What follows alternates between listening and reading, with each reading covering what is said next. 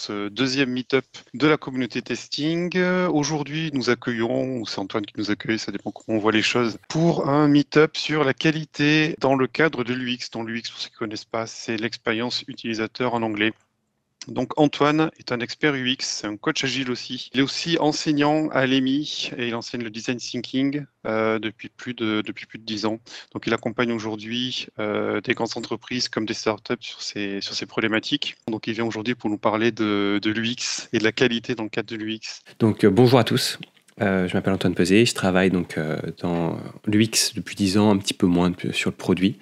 J'ai essayé de mélanger l'UX à plusieurs sujets. Et donc, ma dernière expérience qui est en start-up m'a permis de comprendre à quel point l'UX pouvait être proche, par exemple, de tout le processus de vente, de sales, de segmentation et ce genre de choses. Et dans mes expériences passées, je m'étais aussi rendu compte que par rapport à la qualité, par rapport au test, il y avait aussi un impact.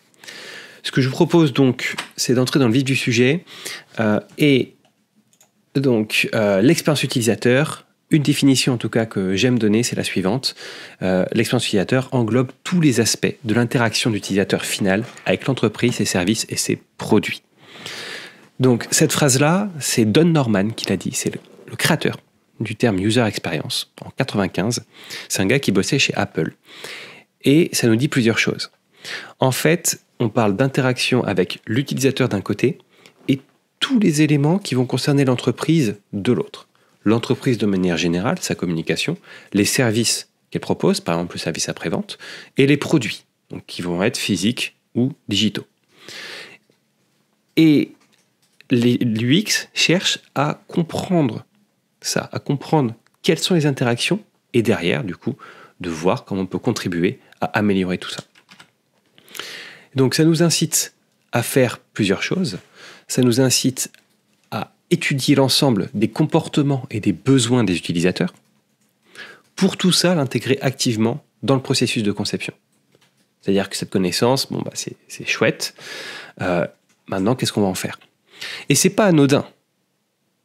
C'est pas anodin puisque qui, parmi vous, pourrait dire qu'il connaît très bien, pas forcément parfaitement, mais très bien ses utilisateurs ?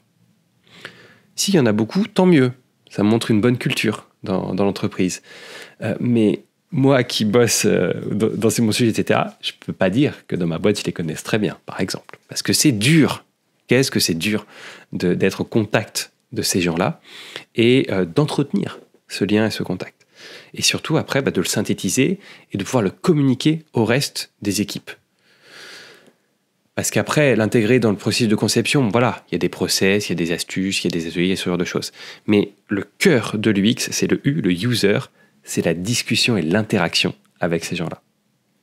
Et il y a tout un tas d'entités qui vont parfois nous empêcher de faire ça. Il y a parfois la difficulté de connaître, de bien savoir quelles sont les personnes que l'on a envie de contacter. Il y a parfois de la peur, tout simplement. C'est flippant d'aller voir les gens. On ne sait pas trop ce qu'on va leur dire, on ne sait pas trop ce qu'ils pensent de nous, peut-être qu'ils vont nous juger, peut-être que, en plus de ça, souvent on a participé à la conception, donc c'est dur de se faire critiquer son travail, surtout par des gens qui n'ont rien compris, parce qu'en plus de ça, pourquoi ils vont là ? Mais ils n'ont rien compris à mon application. Bon, peut-être qu'il y a d'autres manières d'essayer de voir les choses, et essayer d'avoir une approche avec humilité, c'est important. Donc du coup, ce que ça nous dit, c'est que les deux composantes de l'UX, en tout cas, la manière dont moi je les présente, c'est celle-ci. D'un côté, il va y avoir la recherche utilisateur. La recherche utilisateur, la user research, peut-être que vous avez entendu parler de ce terme-là, ça concerne toutes les activités qui consistent à comprendre et synthétiser les comportements et besoins des utilisateurs. Les comprendre, c'est d'aller à leur rencontre. Donc il y a tout le travail d'empathie, d'interview, de discussion, en fait.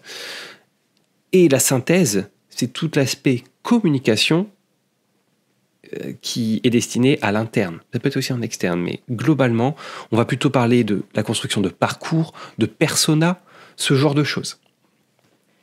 Et ce qu'il faut bien comprendre, c'est qu'il y a deux niveaux, en fait.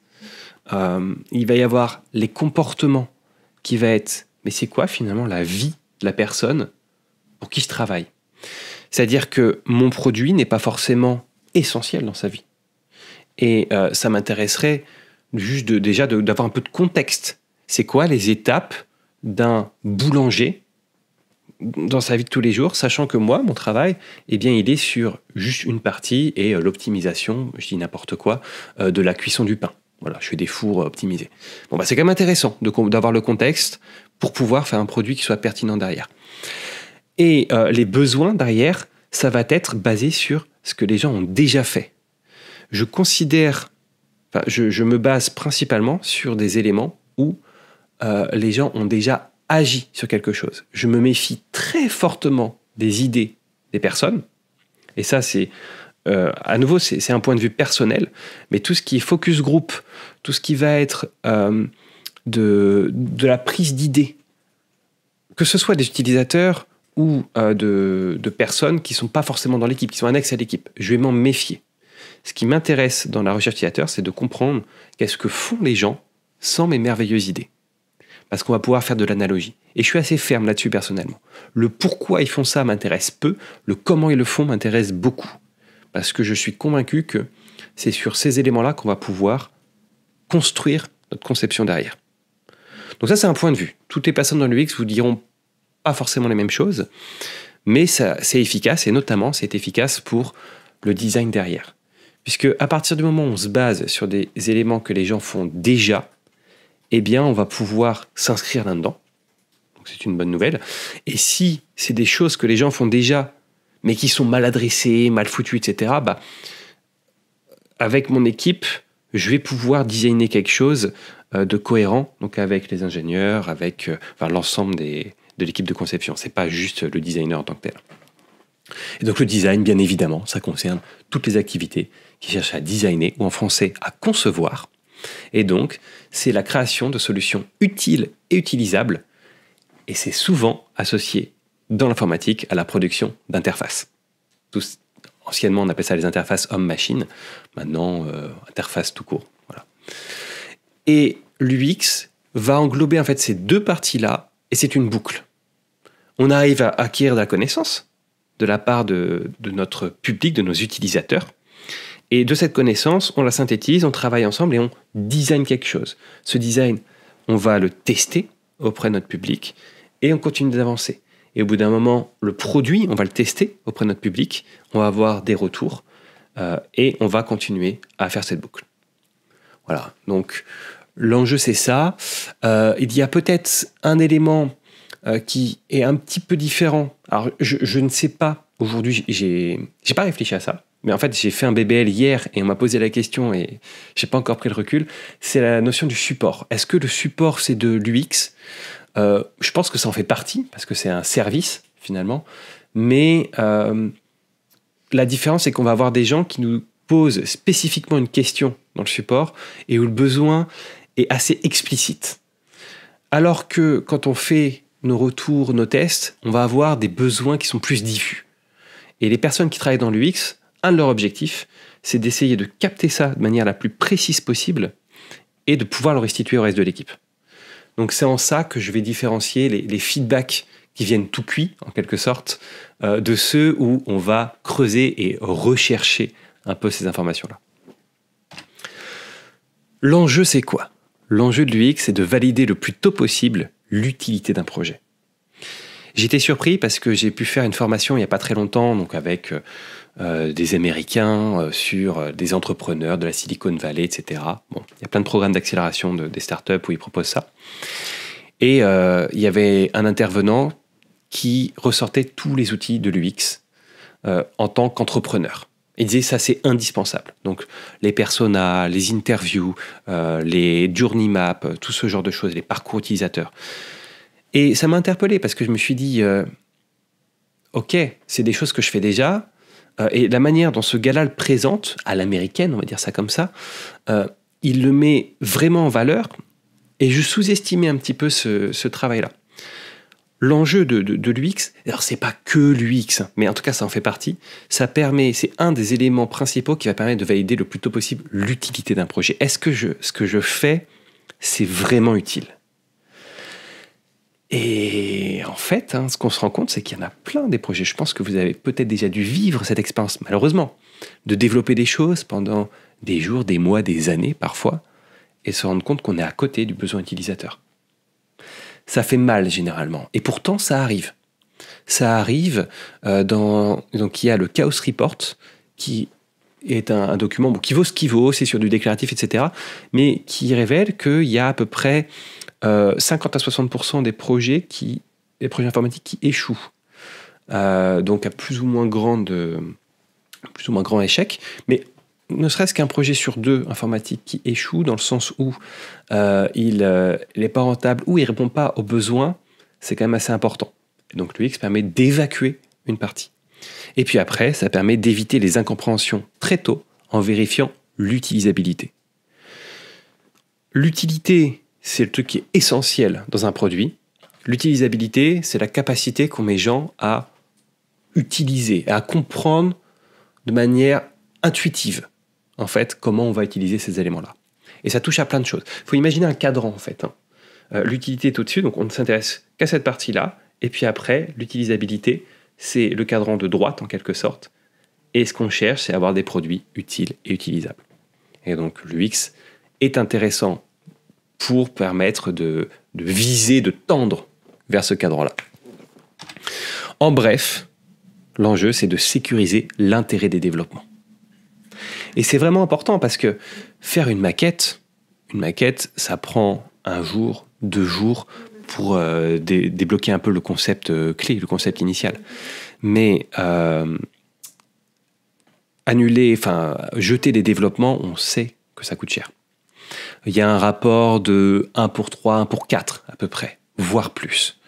Donc jeter quelques maquettes, oui, bon, c'est un peu de travail qui est perdu, mais souvent, c'est moins grave que de jeter des développements. Et je me suis renseigné sur la qualité. La qualité est définie par l'AFNOR, qui est un produit ou un service de qualité, est un produit dont les caractéristiques lui permettent de satisfaire les besoins exprimés ou implicites des consommateurs. On retrouve notre fonction de support. Alors, ce n'est pas que le support, mais en tout cas les besoins exprimés.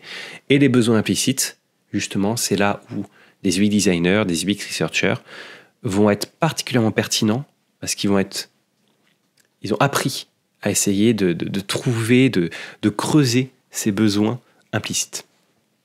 Et donc, du coup, l'UX permet de favoriser un produit d'excellente qualité.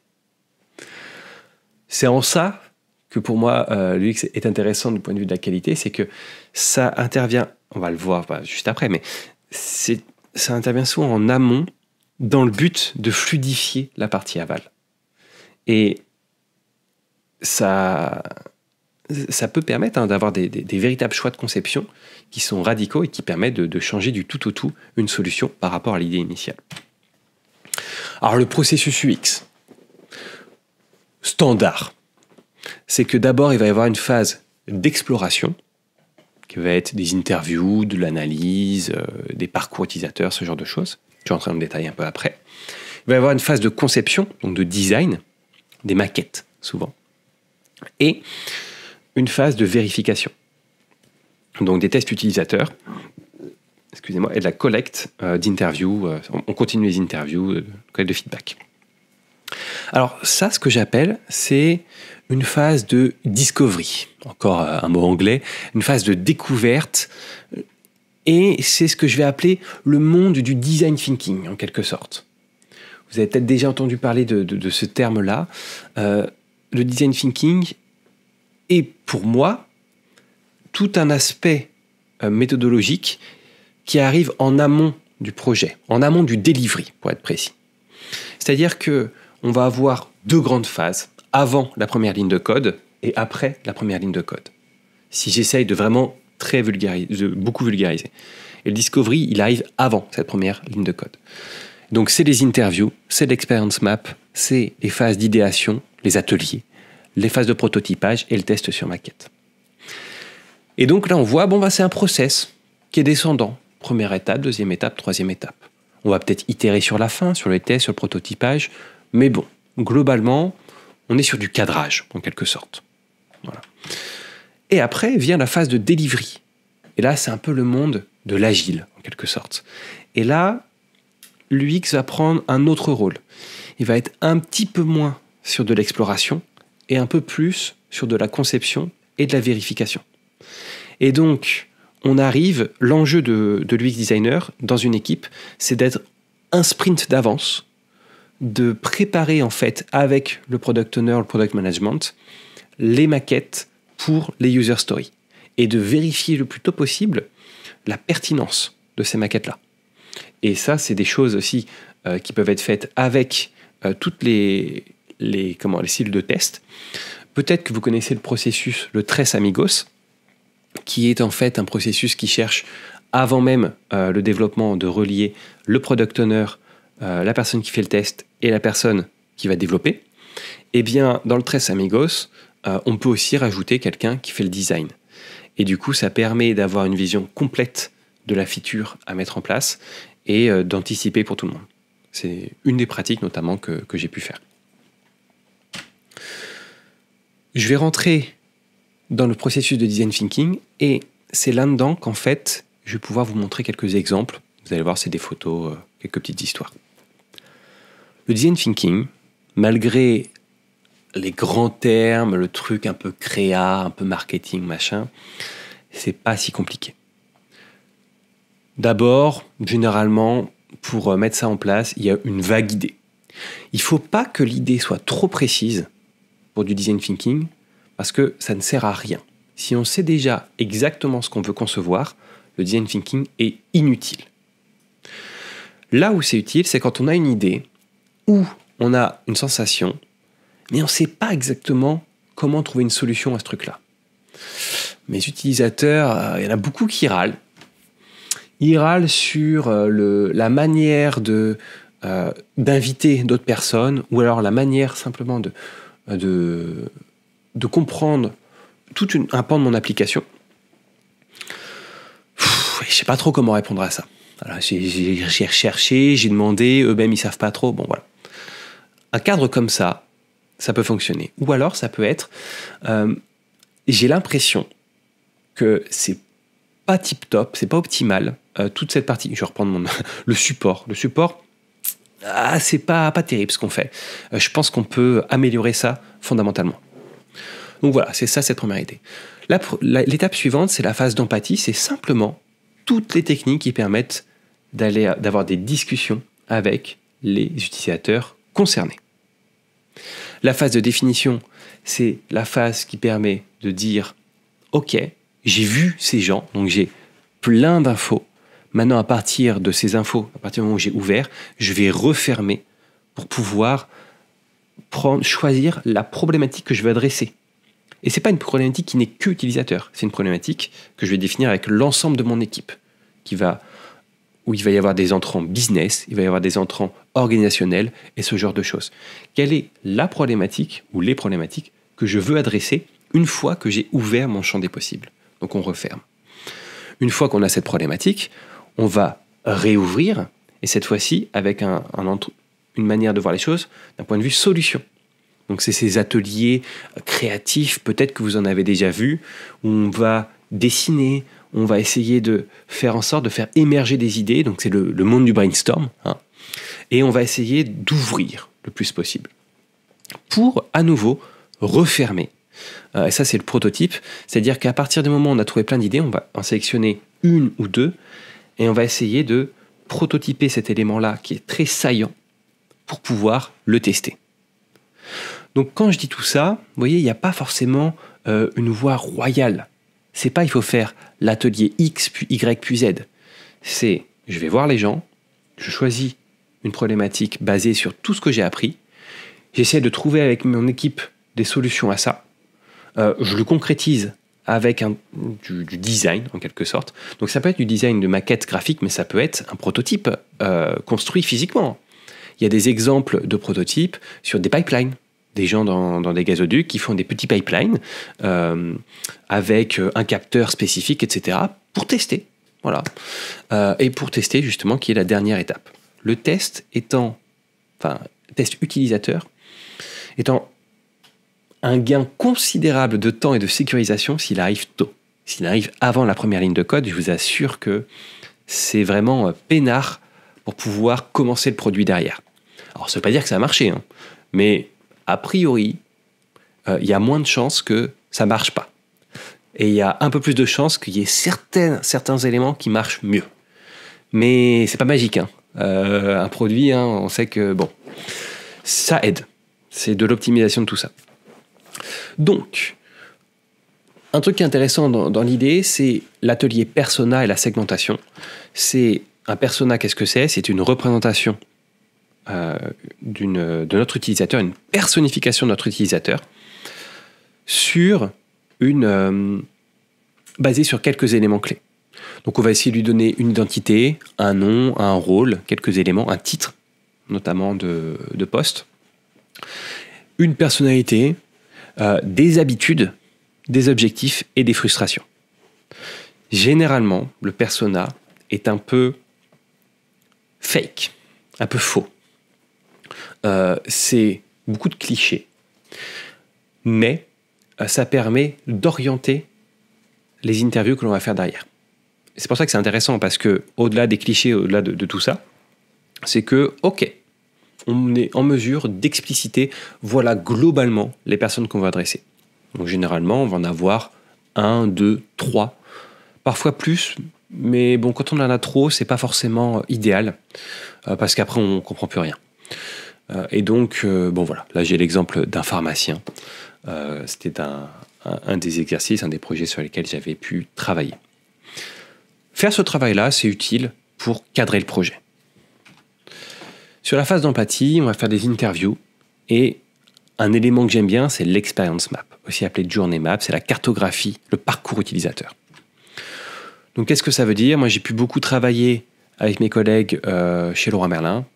Donc on va sur le terrain, on observe les outils qu'ils utilisent, on observe les interactions qu'ils ont, on essaye de comprendre à quel point ils sont, pour ce moment-là, à quel point ils sont interrompus, à quel point ils comprennent les différents éléments. On va pouvoir plus ou moins creuser des éléments de l'interface, s'il y a besoin, s'il y a déjà quelque chose d'existant. S'il n'y a rien qui existe, on va essayer de comprendre comment les gens font sans nos merveilleuses idées, et voir dans quelle mesure on va pouvoir s'inscrire là-dedans. Tout ça, on va le synthétiser, et on va en fait essayer d'identifier au niveau émotionnel, ça c'est un truc que j'aime bien, que je trouve efficace, c'est de pouvoir en gros identifier les pics émotionnels dans mon expérience. C'est-à-dire que qu'est-ce qui marche particulièrement bien et qu'est-ce qui marche particulièrement mal. L'intérêt de ça, dans un cadre de conception et d'identification des besoins utilisateurs, c'est que ça va me permettre de prioriser moi mon produit derrière. A priori, si je tacle ce sujet-là, eh bien, il y a plus de chances que les gens viennent parce que j'adresse quelque chose qui est pénible pour eux. Et si c'est pénible, peut-être qu'ils vont accepter de mettre un petit peu d'énergie dedans. Si on essaye de changer un outil qui marche bof, mais pas trop mal non plus, là, ça va être plus dur. Ça va être la fameuse conduite du changement. Ça arrive fréquemment. C'est notamment suite à des rachats. On change d'outil. Il était bien mon outil. Ouais, on va te mettre quelque chose, même parfois de moins bien. Bon, là on rame. Là on rame. C'est pour ça que essayer d'avancer par les émotions, essayer en tout cas de prioriser par ça, ça peut en plus permettre une meilleure adoption derrière. Première partie, donc sur un autre exemple d'experience map. On peut aussi les designer. Voilà, ça c'est tout un tas d'exemples. Donc ça c'est sur mon exemple de Leroy Merlin. Une fois que cette phase d'empathie est terminée, on va avoir la phase de définition. Donc c'est les problématiques que l'on va identifier. On va cartographier cette fois-ci le produit et le service. On va commencer à sortir du point de vue utilisateur et rentrer du point de vue équipe. Et donc, l'émergence des problématiques, voilà, on va faire sortir des phrases, etc. Et on va essayer après de commencer à dessiner les process que je vais mettre en place dans mon application de manière très globale. Comment les personnes découvrent, entendent parler de mon application. Vous voyez, ça va bien au-delà du produit. Comment ils apprennent à l'utiliser. Est-ce que la formation, c'est un sujet qui est obligatoire ou pas ? Et donc, c'est de comprendre en fait toute cette phase avant le produit. Et puis après, dans la phase du produit, c'est quels sont les grands éléments qu'on imagine de ce produit-là suite à ces interviews-là? Quels sont les grands éléments? Et ça va nous permettre derrière de prioriser. Une fois que l'on a défini cette grande cartographie, ces grandes étapes, ça va nous permettre de pouvoir agir sur une ou deux problématiques clés. Le monde du brainstorm, comme je vous ai dit, voilà, donc ce sont des ateliers qui sont assez ludiques, généralement, qui fonctionnent. Le but, c'est de faire émerger le plus de choses. Et ce qui est important dans le design thinking, c'est la multiplicité des profils. Les gens du légal, c'est intéressant d'en avoir dans certains produits. Parce que tout de suite, ça va casser des idées. Ah bah non, ça on peut pas, ça c'est interdit. Il y a un amendement européen qui est sorti il y a 1 an et demi, on peut pas. Il va y avoir des gens de la vente, du marketing. Évidemment, il faut des développeurs, des gens du test aussi, et du support pour comprendre les problématiques qui sont actuelles. Enfin bref, l'enjeu c'est de nourrir pour essayer d'avoir quelque chose qui a de multiples facettes et qui soit un petit peu éprouvé déjà par l'organisation. Toute proportion gardée, hein. Là on a des premières idées, mais cette confrontation des points de vue permet de sécuriser une partie du développement du produit. On évite les écueils, tout simplement. Et après, la partie idéation, on va faire des maquettes. On va commencer à griffonner des trucs. Voilà, à droite, à gauche, jusqu'à temps qu'on arrive à les choisir. Et donc, dans la partie de prototypage, on va préparer les tests utilisateurs et on va designer et créer nos prototypes. Le prototype, du coup, à partir de ces petits écrans-là, on arrive à faire des choses bien plus jolies et qu'on va même faire évoluer derrière. On va donc, à partir de choses très moches, le faire passer entre les mains de designers et avoir quelque chose de bien plus intéressant et bien plus utilisable. Et ça, ces éléments-là, ce sont des maquettes qu'on est capable de faire en 1 à 2 journées, qu'on est capable de prototyper très tôt et que l'on est capable derrière de faire parler les gens. Et les personnes ne se rendent même pas forcément compte que ce n'est pas développé. C'est-à-dire que on va tester ça sur des choses hyper spécifiques. On va demander aux personnes de réagir.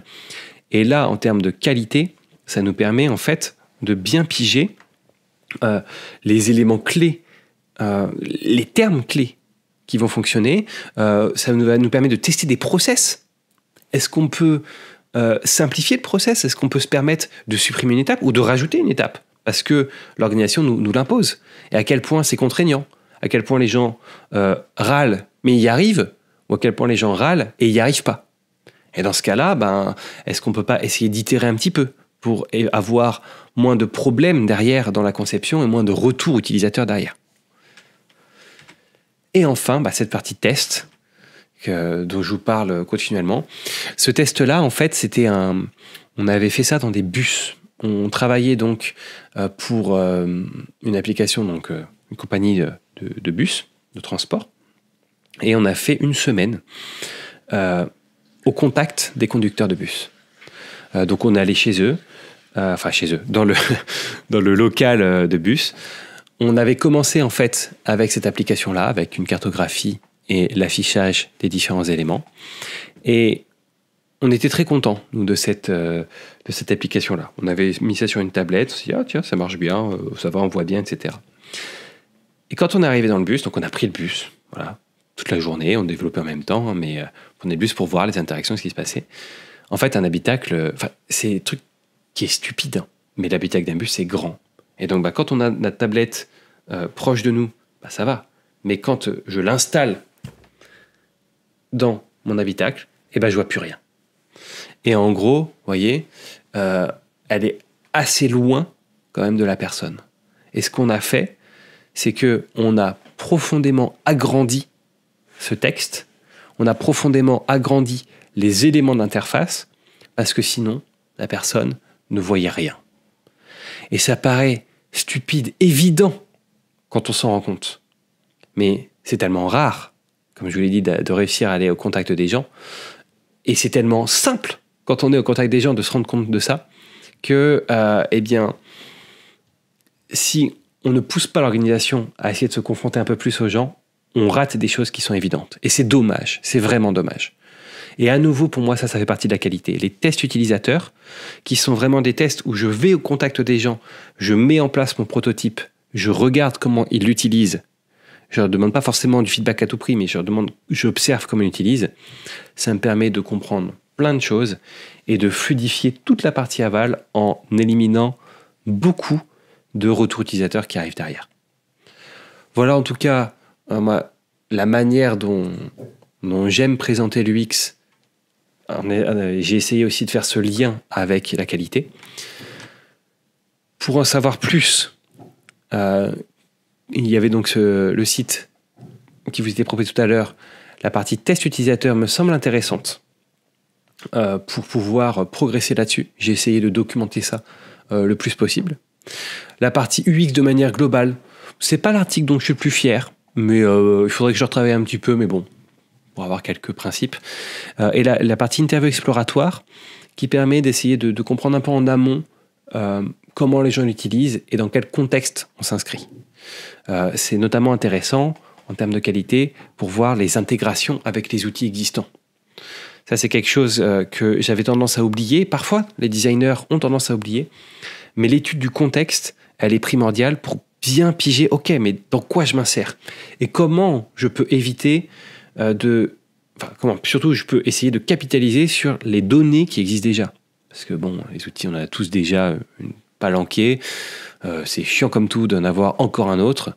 Et donc, dans quelle mesure on peut rationaliser tout ça? Ça peut être un aspect, en tout cas de l'UX, d'essayer de voir au-delà du produit, de voir de manière un peu plus large. Voilà la manière dont je voulais en fait approcher ça.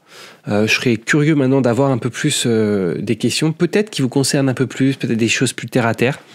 Et voilà, je suis disponible par rapport à ça. Alors moi, je vais commencer, mais je vais plutôt présenter un exemple de ma vie courante. C'est les problèmes de cookies. En fait, quand on se connecte à un site, je trouve ça insupportable de devoir valider les cookies. Et une fois, j'ai eu l'agréable surprise en fait j'ai eu une copine avec une animation avec un cookie qui était sympa, avec un message hyper avenant. Et pour le coup, ça m'a fait plaisir de cliquer sur le cookie. Et là, je me suis dit, franchement, l'expérience utilisateur, et la personne qui a pensé ça, elle a pensé à tout le monde, quoi. Et je trouve que c'est hyper important de mettre ça dans les conceptions de sites et puis autres. Donc, voilà, je voulais juste partager cet exemple-là pour un petit peu aussi aborder notre époque. Ce qui est intéressant là, c'est que effectivement, sur les cookies, qui est l'utilisateur? En fait, la personne qui utilise, quand on va sur les sites internet et qu'on clique dessus, on est confronté à ça. Mais au final, c'est pas nous, l'utilisateur. L'utilisateur, ça va être la personne de l'analytics qui a envie d'avoir ces données et qui est contraint par l'Union européenne. Ce qui, je critique pas ça, mais l'utilisateur, c'est les gens de l'analytics au final. C'est vrai. Et donc, leur enjeu, c'est que les gens, ils acceptent parce qu'ils veulent leurs données. Et moi, j'en ai fait l'amère expérience. Quand on met notre site en place, on met du Google Analytics, on met pas la notion de cookie au début, on a plein de données. On le met en place, on n'a plus rien. Mais on n'a vraiment plus rien du tout. Comment piloter par rapport à ça? Donc, il y a plusieurs approches par rapport à ça. Vous avez peut-être déjà pu voir des sites qui sont hyper open, où il y a le bouton « tout refuser », parce qu'en fait, ils capitalisent sur le fait qu'on veut proposer une bonne expérience à nos utilisateurs finaux du site, et on n'a pas envie que ça les contraigne. Donc, c'est chiant pour nous, mais tant pis, on assume. Et il y a des éléments qui disent « tout refuser, vas-y, on sait que tu as envie de le faire, fais-le ». Et on est obligé de l'afficher, donc on l'affiche. Il y a des gens qui ont envie, à l'extrême opposé, qui vont dire « non, tu es obligé d'accepter, sinon tu peux pas accéder au site ». Voilà. Et il y a des personnes qui essayent de faire un petit peu comme ce que tu expliques, un peu les deux. « vas-y, s'il te plaît, accepte ». On essaie de rendre ça un peu sympathique. Voilà. Et donc là, en gros, dans cet aspect-là, ce qui est intéressant, c'est ils ont bien pigé que c'est chiant. Donc, soit ils l'ont pigé par eux-mêmes, soit ils ont interviewé un petit peu, etc. Et il y a le travail de design à côté qui est là pour favoriser ça. Mais le truc qui est intéressant, c'est de bien réfléchir à qui est l'utilisateur final. Un exemple moi, que j'avais donné à nos formateurs là, américains. Je disais, ouais, mais en termes d'expérience utilisateur, pour des gens qui font, pour les réseaux sociaux, est-ce que on a vraiment quelque chose qui fonctionne bien, enfin, en termes d'interface, de business model, machin, comment dire, ça c'est... Les gens, ils n'ont pas forcément de... Alors, je me perds un peu là en posant la question, mais il y avait un truc sur les réseaux sociaux. Et là, en fait, où il m'a challengé, il m'a dit, mais attends, qui sont les... Ah, c'était par rapport aux clients. Voilà, c'est ça. C'est pas au niveau utilisateur, c'était au niveau client. Je disais, est-ce que les utilisateurs des réseaux sociaux sont les clients? Et il me disait, non, en fait, c'est les publicitaires. Et tout l'enjeu des réseaux sociaux, c'est de réussir à diffuser ces publicités de la meilleure manière possible pour que ça soit lu par les utilisateurs donc du coup ça te permet de mesurer ton audience, de capitaliser dessus, ce genre de choses. Donc identifier qui est l'utilisateur final et qui est le client, c'est quelque chose qui est aussi important parce que parfois on est confronté à des étapes pénibles, mais en même temps ça fonctionne derrière. Donc bon. Moi, je vois une question sur les personnages. Je crois pas qu'on les utilise beaucoup chez Generali. Je trouve le concept hyper intéressant, aussi bien en phase amont qu'aval d'un projet. Toi, ta reco, c'était 2-3 personas maximum, parce qu'après, on peut être rapidement perdu. Faut que la persona devienne une foule anonyme non plus. Est-ce que tu as des expériences de persona au niveau de l'entreprise? Alors non. Aujourd'hui, le persona a une durée de vie qui est assez courte.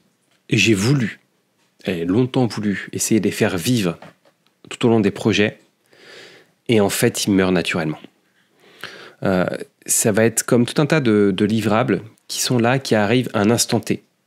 Ça arrive régulièrement avec les schémas d'architecture aussi, par exemple. C'est que oui, c'est bien, il faut les maintenir. Bon, ils ne sont pas maintenus. Et donc, je vois ça comme un support de communication, le persona. Comme le parcours utilisateur, ce truc-là. C'est hyper efficace pour embarquer une équipe dessus au début, pour bien piger les problèmes et pour lancer la dynamique. Le truc qui est intéressant, que j'ai découvert récemment, c'est que ce persona, il peut se diffuser aux équipes de vente. Et réussir à créer un lien entre équipe de vente et équipe UX, ou en tout cas équipe produit, en fait, c'est puissant parce que toute la recherche qu'on va faire, ça va permettre de participer à la segmentation derrière et de faciliter la prospection. Et donc, si moi, en tant que UX, je dois faire un pas de plus en essayant d'identifier le type d'entreprise dans lesquelles ces gens travaillent, peut-être des pays, ou peut-être ce genre de choses que je n'ai pas forcément l'habitude de faire, ça donne de l'intérêt au niveau du persona. Et c'est en ça que pour le coup, j'ai pas beaucoup de recul par rapport à ça, mais peut-être qu'ils peuvent vivre au niveau de l'entreprise. C'est un petit peu la vision que j'avais, quoi. C'est vraiment le feedback aussi après côté, le retour métier. Tu vois, Florent R, voilà, on est X% plus de business, rentabilité, etc. C'est ça. Je pense la notion de vecteur de communication qui est importante. Mais ok, toi, sur ton expérience, on est vraiment plutôt sur l'intégration des équipes ou la cohérence d'équipe sur le démarrage du projet. C'est ça, et puis même pour expliquer ton projet à une autre équipe, même en interne. Bon voilà, on a tel persona, c'est Florent, il fait ça, il fait ça, il fait ça, c'est lui qu'on adresse. Après, dans l'équipe au quotidien, un des enjeux qui pour moi est hyper important, c'est de réussir à confronter les membres de l'équipe aux vrais utilisateurs. Parce qu'au bout d'un moment, c'est ça qui va vraiment faire progresser, c'est d'avoir des problématiques concrètes où les gars ils viennent vers nous, ils nous disent voilà, moi j'ai voulu faire ça, j'ai pas pu parce que tac, tac, tac, comment je peux faire? Donc soit on est sur du support niveau 1, niveau 2, ça se gère, soit c'est un vrai sujet et on se dit putain, c'est pas déconnant. Et en tant qu'équipe, on peut se positionner dessus et là ça va au-delà du persona. C'est que on a des problématiques réelles et le persona va être trop global. Et c'est pour ça que moi au bout d'un moment, j'assume et je le lâche. Je le garde pour de la communication, mais pour le travail quotidien, des vraies discussions et entretenir ces discussions, pour moi, c'est encore plus important. Je voulais savoir s'il y a une relation entre la charte d'accessibilité et les principes, les bonnes pratiques UX. Et est-ce que, peut-être une question pour Generali, est-ce qu'on a un pourcentage d'accessibilité valable ou pas? Alors, donc là, ça va dépendre de la vision design d'une entreprise, à mes yeux. Alors, c'est souvent porté comme ça. Et encore, non, je me trompe. Ça va être la vision de l'accessibilité au niveau de l'entreprise. Parce que l'accessibilité, en vrai, 90%, j'avance ce chiffre, c'est un peu au hasard. On va prendre 80 pour faire un Pareto. 80% de l'accessibilité est portée par les développeurs.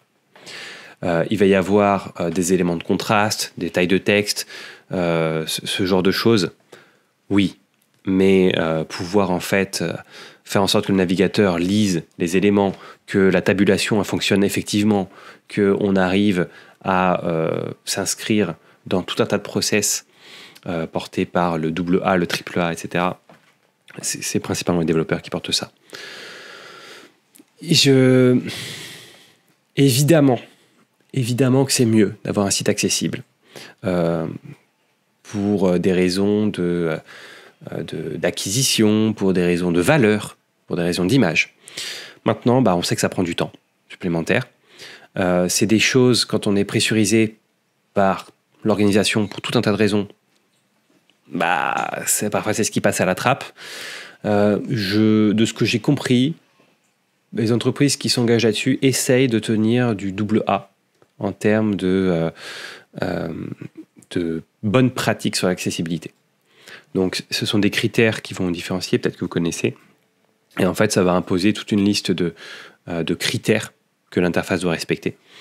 Le AAA, c'est vraiment bourrin. Et ça contraint beaucoup et le développement et l'interface sur plusieurs aspects. Donc,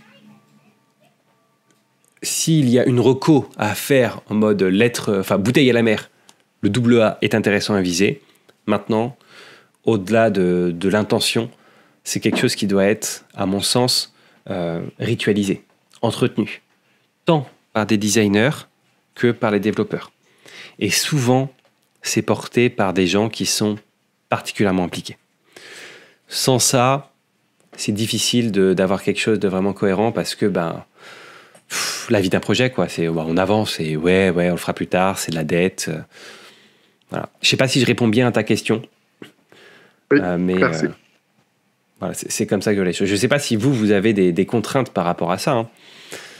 Mais c'est dur. C'est la vie d'une boîte. Hein. Enfin, c'est toujours... On avait rapidement échangé. C'est entre l'intention et les moyens...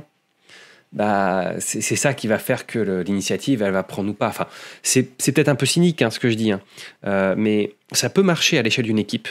Mais en fait, souvent, ça va dépendre d'une personne qui va être particulièrement impliquée. C'est de mon expérience.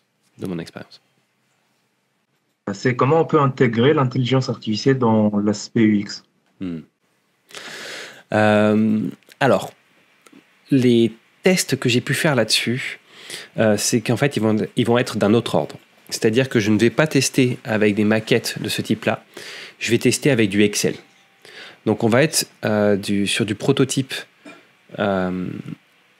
Excel où je vais essayer de faire tourner mon petit moteur. En fait, en gros, je vais essayer de construire mes algorithmes, de voir à quel point ils fonctionnent et de foutre ça entre les mains des gens parce que globalement, on s'en sort avec un Excel quand on fait de l'IA. Alors pas tout le temps, hein, mais en tout cas les expériences que j'ai eues, c'est que ça va te générer de l'information, machin.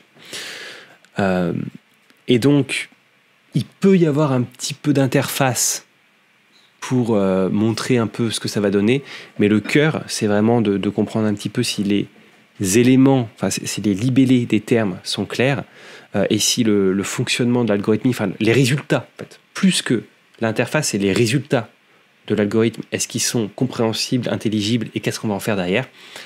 Et donc, j'ai l'habitude d'utiliser un petit Excel pour prototyper ça et faire réagir les gens.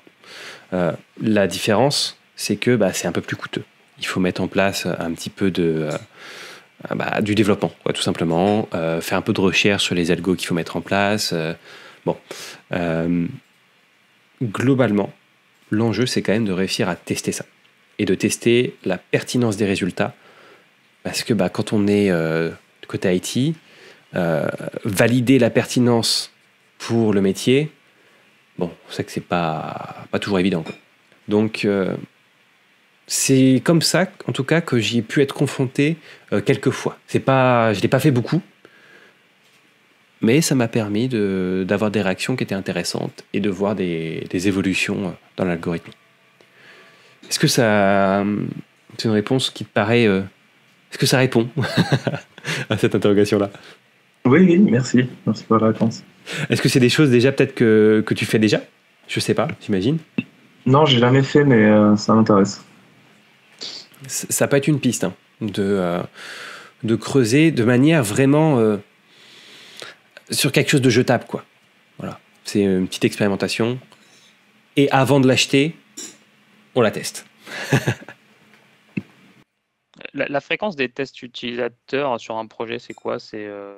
Par exemple, sur un projet agile, est-ce que tu fais en continu les tests utilisateurs ou tu le fais par sprint ou par fonctionnalité plus ou moins développée? Alors, je peux te dire la volonté. J'aimerais bien en faire tous les mois. Et la vraie vie, c'est que j'en fais tous les 6 mois. La bonne pratique, ce serait de le faire tous les 2-3 mois. C'est dur. Mais si jamais vous arrivez à avoir des personnes qui sont mobilisées là-dessus et qui sont missionnées pour faire ça, tous les 2-3 mois, ce serait vachement bien. En fait, par rapport à ce process que je mettais au début, grosso modo, je mets des tests dans mes cadrages, de manière quasi obligatoire. En tout cas, moi, quand je participe à un cadrage de produit. Cette phase de vérification, elle est essentielle. Je l'aborde dès le kick-off en disant on va aller voir des gens, on va designer, on va construire quelque chose et on va tester auprès de 5-10 personnes. Voilà. On va pas forcément au-delà, mais allez, 5 personnes, tu vois. Ça me permet d'avoir des résultats concrets, donc ça, je le fais à chaque cadrage. Donc ça va dépendre de ta fréquence de décadrage. Dans le delivery, l'idéal, si vous arrivez à faire des tests tous les 2 mois, ce serait déjà vachement bien. En fait, c'est comme une mise en prod. Si vous arrivez à faire des mises en prod régulières, c'est trop bien. Si vous arrivez à faire des tests toutes les semaines, c'est vachement bien. Et il y a des boîtes qui le font. Et en gros, qu'est-ce que ça leur permet de faire? Ils vont pouvoir tester des nouveautés, mais ils vont pouvoir aussi tester des choses qui existent déjà. Et on continue d'avoir du feedback.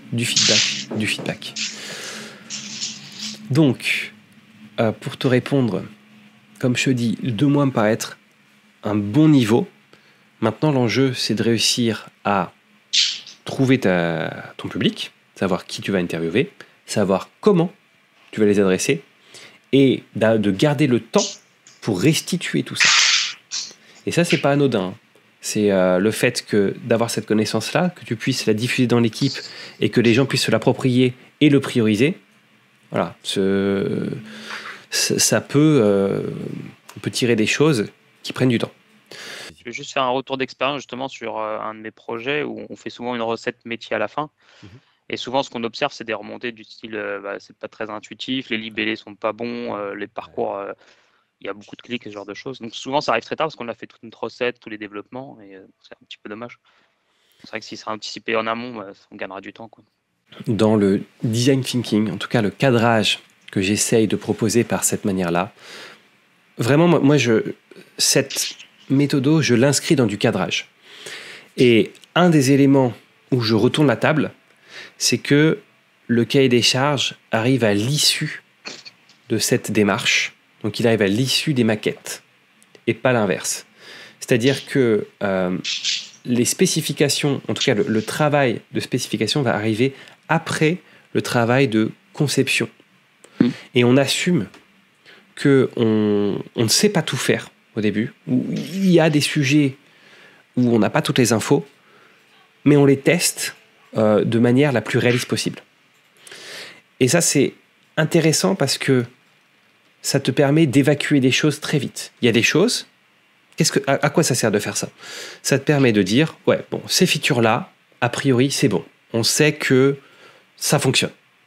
Les gens ont bien compris, ils en ont envie, c'est cool. Ces features-là, on sait que ça fonctionne pas. En l'état, la manière dont c'est fait, ça marche pas. Ils galèrent, ils comprennent pas, ils sont bloqués, machin. Et il y a le ventre mou où tu sais pas trop. Ouais, ça a l'air d'être bien, mais bon, on sait pas trop. Là, du coup, tu as déjà appris. Tu sais déjà que tu as tout un paquet de features où tu vas pouvoir commencer par ça presque. Parce que tu te dis, ok, c'est bon, ça, si on commence sur ce sujet-là, on va faire un truc qui fonctionne.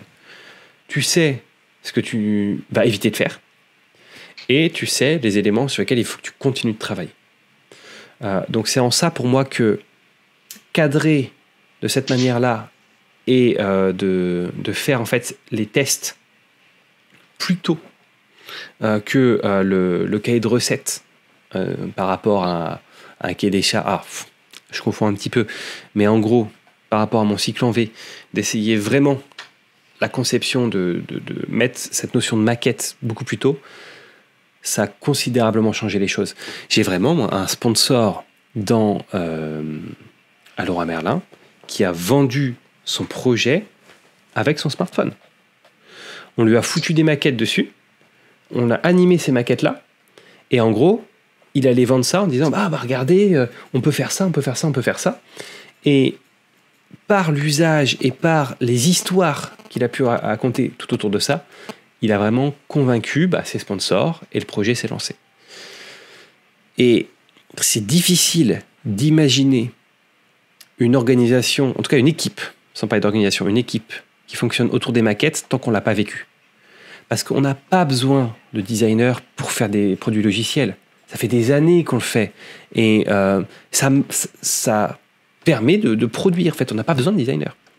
Maintenant, pour avoir un produit de qualité, ça devient un petit peu plus indispensable d'avoir quelqu'un qui ait réfléchi à cette partie du design. Donc, par rapport à ces retours utilisateurs qu'on a, une intuition, enfin pas une intuition, mais une conviction forte que j'ai, c'est que animer une équipe autour des maquettes le plus tôt possible, parce que c'est pas coûteux et parce que ça permet de sécuriser le développement derrière, je pense que ça vaut le coup de mettre un peu d'énergie pour faire ça. Très bien. Je vous propose d'arrêter là. Un grand merci Antoine pour ta disponibilité, pour les éléments partagés. Un grand merci à tous aussi pour votre participation aujourd'hui et votre écoute attentive. Et puis je vous dis au mois prochain pour un autre sujet. On reviendra vers vous assez rapidement. Merci bon à appétit tous. À tous. Battez-vous Merci pour croiser beaucoup. vos utilisateurs. Je pense que c'est essentiel. Vous demandez pour que des gens le fassent autour de vous. Message retenu. Merci à tous.